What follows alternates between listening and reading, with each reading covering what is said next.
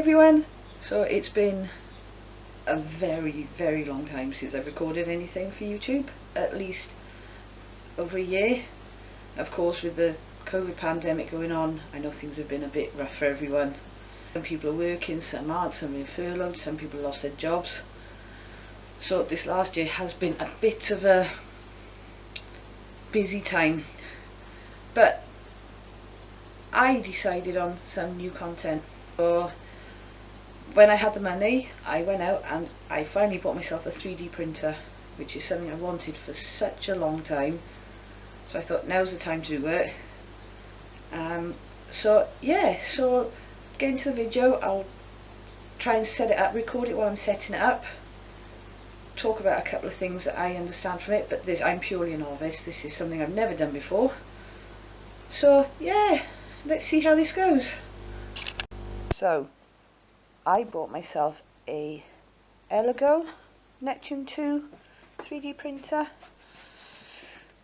As you can see, that is what it will look like when I finish building it, and then you've just got all the information. This one actually cost me £150, which is really good, and I found out Elegoo actually usually makes printers, so they've branched out into the 3D printers. So I'm just gonna get this box open, have a look to see what the parts are, and hopefully start building it.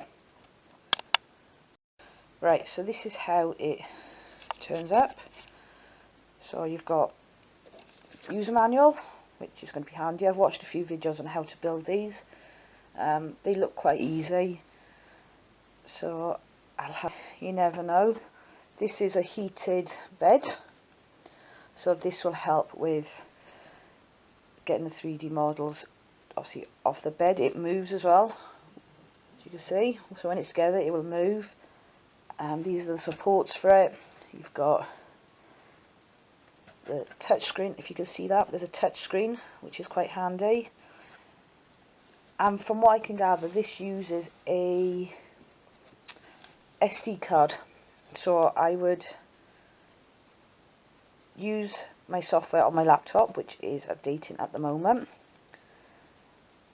and I would use hopefully the program Cura. I'm told is a good program to use for slicing to help set up the 3D model ready for print, and then you put the SD card somewhere in where this touch screen is, and you can set it to print. And on Cura you can do all different bits. Hopefully I'll show you how it's done, just because obviously I need to get this built and I need to test it.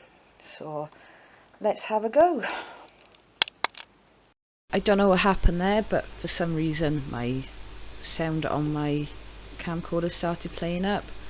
So all I was showing in this clip was the parts as they were set out. So I was showing you the bed, all the bits to go with it, the support beams, I would guess, the support frame. And yeah, there was a lot of stuff with this printer when I finally got it all out. It was quite intimidating actually to see how much stuff was there. So by this time I got ever so slightly worried when I was getting ready to put it all together, thinking, oh my god, how am I going to do this? This is not going to be easy. And yeah, it was a bit of a nightmare when I started doing this. But so as you can see, that's all the printer lead, and there was the power plug there for the power bank, and all the tools that came with it. It came with every single tool, which was really good. That was handy, because a lot of times you'll have to find your own tools to get to make the product, but said this came with everything you needed, so it wasn't too bad. But as I said, when it all got put together, it did feel a bit intimidating. So my camera decided to die, so I'm using my phone now. So this will probably be better quality than that camera anyway. So the next step to build this is to attach these. So I've got two of them here. to these holes here using the longer screws, whatever they call it, HM 5-star 45, and this Allen key, and to attach it, so let me see.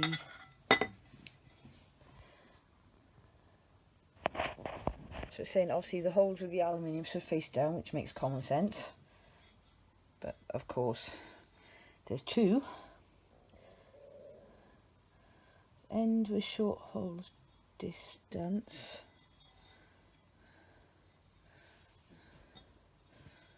So that is going to go on each side. See, this is why I wanted to do a video, because obviously people are starting to get these now because they're so cheap. You're going to want them. You know, there's right. So that side will go there. So it's a bit complicated to build, but can you see those two holes there? So that is for another part of the machine. I can't remember what it's called. When I get to it, I'll tell you. So that's going to connect there with two keys, and then this goes to there. No, wrong way. This goes that way because the holes, the bottom hole needs to be closer to the machine. So we'll see how this goes. Right, so those two I've taken all my washing at the back. I just moved it around so I could get a bit of room to work. As you can see, those are up. Now, while you can do this with one person, obviously I'm doing it with just me. I'm finding it a bit tricky, so maybe if you've got two people to help you, it would be of benefit. And probably a bit more room, because the space I'm working in is tiny, because I've just put a towel down at the end of my bed out the way, because this printer's going to live in my bedroom, because that's where I do most of my work, on my laptop, and it's quiet enough that it won't disturb me when I'm sleeping. That's a good thing about this one, from all the reviews I've seen, that it's very quiet, which is good, because you don't want to hear the printer going off when you're trying to sleep, because obviously some of the things you do, some can take as little as an hour, others can take a few more hours. You know, they could take up to, depending on how big the project is, 24 hours, something like that, if not more. So obviously you don't want to hear the swishing of the machine as it's going. Right, on to the next part now. I think the next part is to install the battery pack, or the power pack. So, and that goes on this side, and it goes on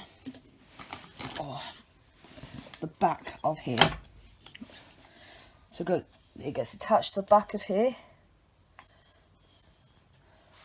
and with the HM420 screws.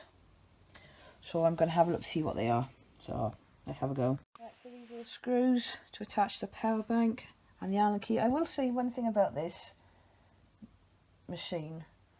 The manufacturer sends you all the tools you need to make it.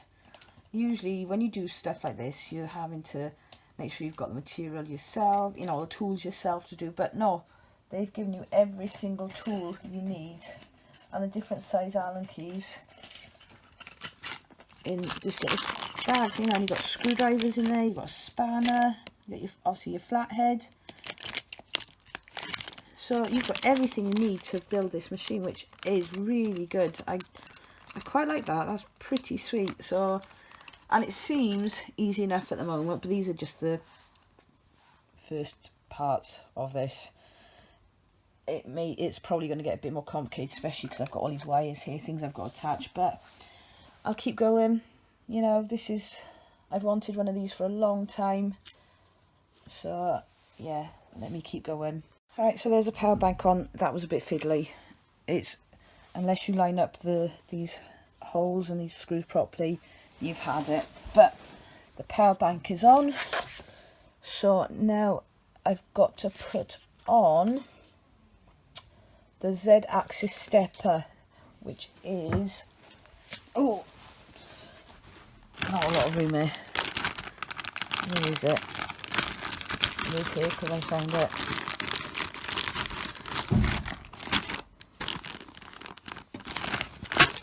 Hold on, let me find it.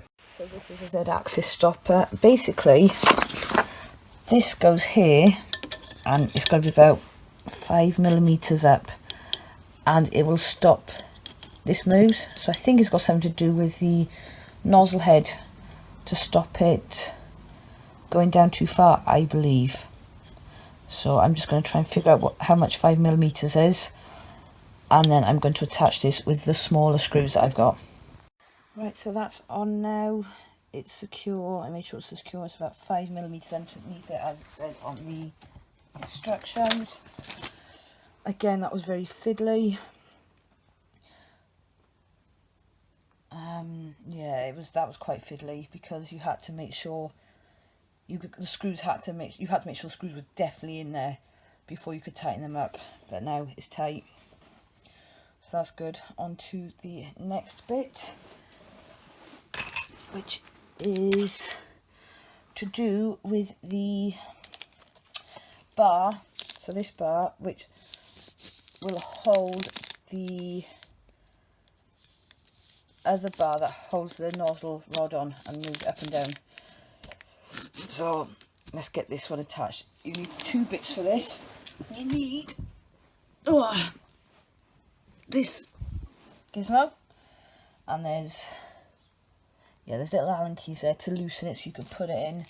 You stick it on there, and then you attach it to the back here. So let me try and turn it.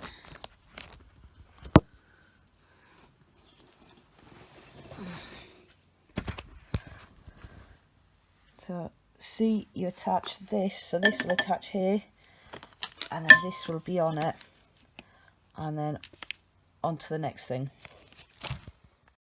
There we are, I put this in. I was trying to tighten up these little Allen keys because this is quite loose, so obviously I can put it out, but then hopefully when the bar's on top of it, that will stabilise it anyway.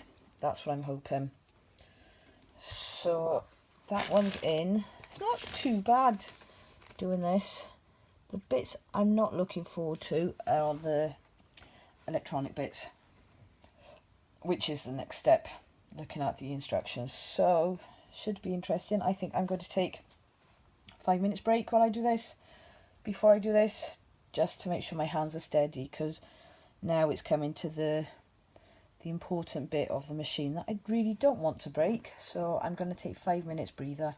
Right, earlier on I said about this, it was loose and I was a bit worried about it. Well, now I've actually tightened it so it can't come out, and there's a reason for that, because when that is on top of there, as it goes round, that's when the bar goes down to do your printing. So yeah, I've tightened that now. Right, time for the fiddly parts now. So looking at this is the part I'm on. So this, I'm guessing it goes like that, has to be attached to this. Now I can't quite figure out what way. I think it goes that way, because obviously that's the bit the filament goes in. So how would this go on?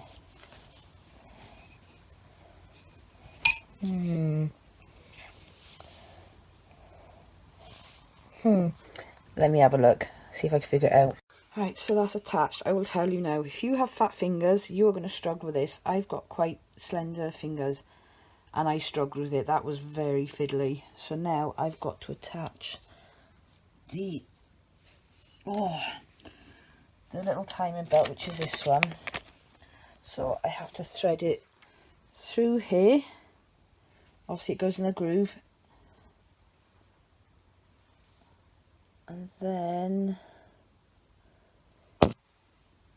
round here, but there's another part that goes on it. I just haven't attached it yet, so I might attach this bit first before I do it, because obviously you've got the thing there for the belt to go around. So I think I'm going to attach this first before I even do the belt.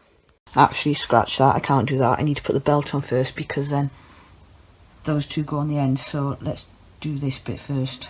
Right, that's all together now. So what these instruction manuals don't tell you is that you need to connect these ends of the belts to, there's like little gaps here and you have to slide them in, and then you tighten this end, you know, make sure it's all set up tidily. That was really, I had to go and look on YouTube for that because I couldn't figure out how to do it. So that bit's done. Right, so that looks like it goes on there like that. I made sure that this bar went in the, you can't see it very well, it's like a little, here, you can see the top of the bar. So I had to make sure that was all lined up. So on to the next bit. So now, when I'm twisting this,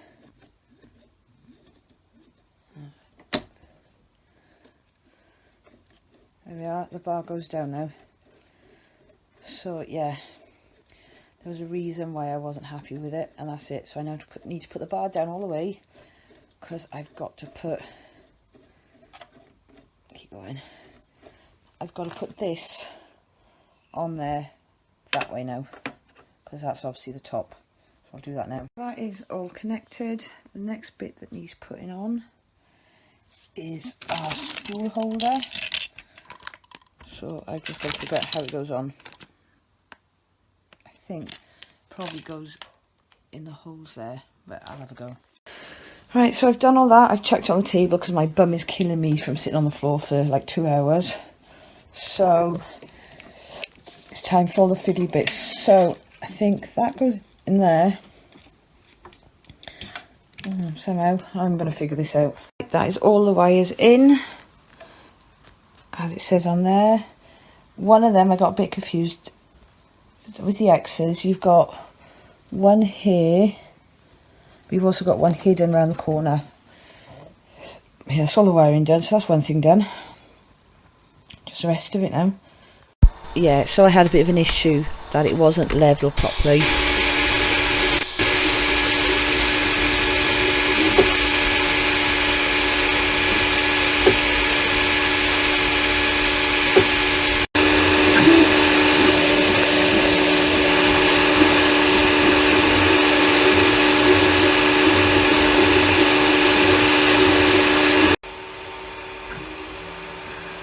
So I finally got it working.